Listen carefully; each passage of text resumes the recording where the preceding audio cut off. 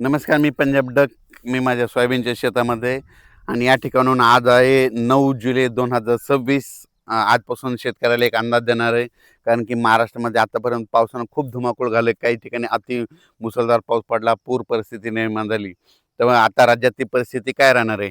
आज 9 जुलै, तर आज मी म्हटलं होतं ना सूर्यदर्शन घडेल, तर हे सूर्यदर्शन घडलंय.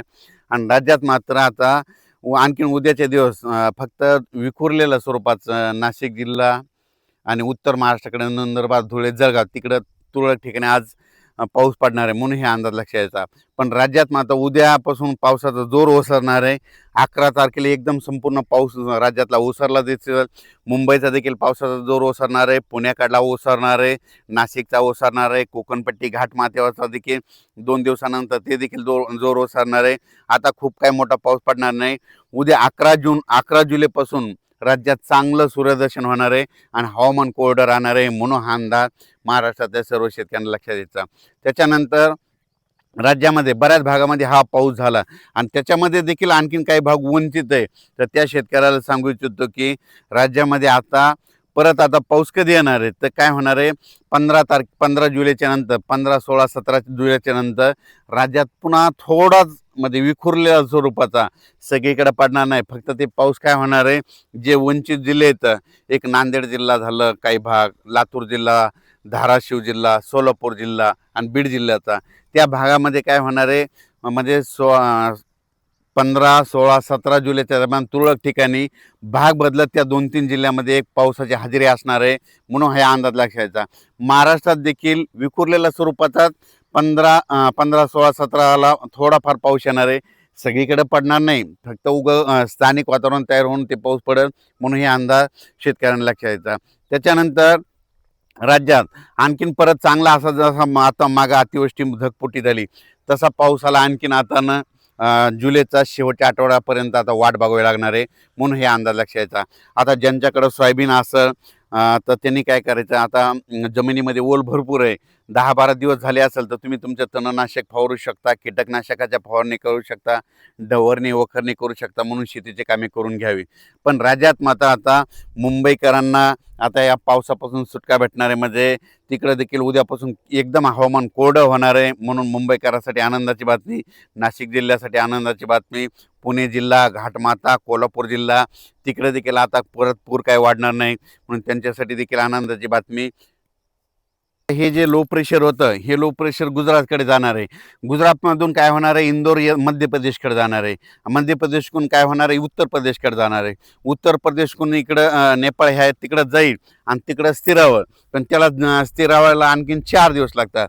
मग जवळपास म्हणजे 12 तारखेला जोपर्यंत शांत होत नाही तोपर्यंत आपल्या इकडं महाराष्ट्रामध्ये जवळपास 12 तारखेपर्यंत आता उद्यापासून म्हणजे आजपासून चांगलं वारं सुरुवात होईल आणि ते शांत होऊस तर परत पुन्हा काही आता एखादी प्रणाली तयार होत नाही म्हणून हे अंदाज लक्षात द्यायचा.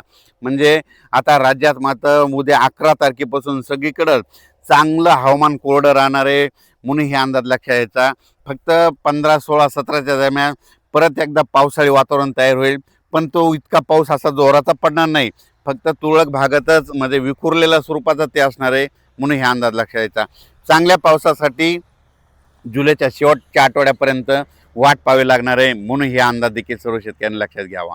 सोशल मीडियातून काय व्हायला थोड्या अफवा पसरत आहेत की परत आता पाऊस येणार नाही. शेतकऱ्यांना घाबरू नका, पाऊस येणार आहे. जुलैच्या शेवटच्या आठवड्यात देखील असाच एकदम आता जसा पाऊस आला ते चांगला पाऊस येणार आहे. पण तुम्हाला एक सांगू इच्छितो, 15, 16, 17च्या दरम्यान देखील थोडाफार पाऊस असणार आहे म्हणून शेतकऱ्यांनी तुम्ही काय करा, आपण आपले शेतीचे कामे करून घ्या, तणनाशक मारून घ्या, कीटकनाशक मारून घ्या. कारण की पाऊस बिलकुल येणार आहे, दुष्काळ वगैरे काही पडणार नाही. त्याच्यानंतर आता जुलैच्या शेवटच्या आठवड्यात देखील एक चांगला मोठा पाऊस येईल, त्याचा व्हिडिओ आणखी 2-4 दिवसात देईल. पण तोपर्यंत शेतकऱ्यांनी घाबरून न जाता आपण आपल्या शेतीचे कामे करून घ्या, फवारण्या करून घ्या, डवरणी करून घ्या, वखरणी करून घ्या म्हणून हे सर्व शेतकऱ्याला सांगू इच्छितो. ह्या पावसातून देखील महाराष्ट्रामध्ये काही तालुक्यामध्ये 10-15 गावं, 5-7 गावं असे वंचित राहिलेले आहेत.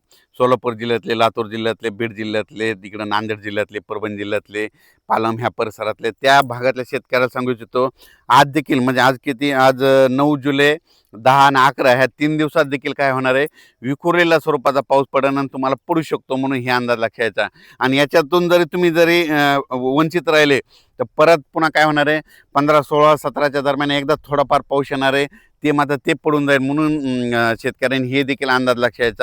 त्याच्यातून जर उरले तर परत एकदा जुलैच्या शेवटच्या आठवड्यात पाऊस येणार आहे. दुष्काळ वगैरे काय पडणार नाही. मी म्हटलं ना, यावर्षी शेतकऱ्यासाठी चांगलं साल राहणार आहे, पिकं चांगले येणार आहेत. आणि हे पाहू शकता, हे माझ्या स्वतःचं शेतातलं आहे.